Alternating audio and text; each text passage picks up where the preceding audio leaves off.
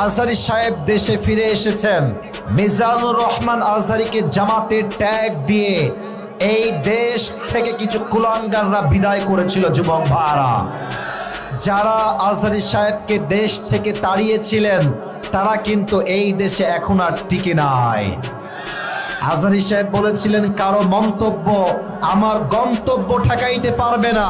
আমাদের সকলের একজন সিনিয়র আলেম লুৎফর রহমান সাহেব, যিনি মারা গিয়েছেন, আল্লাহ ওনাকে জান্নাতের উঁচু মাকাম নসিব করে দিক, উনি বলেছিলেন আজহারী একদিন ফিরে আসবে, বিজয়ের বেশে ফিরবে, বীর বাহাদুরের বেশে ফিরে আসবে। ঠিক কিনা বলে?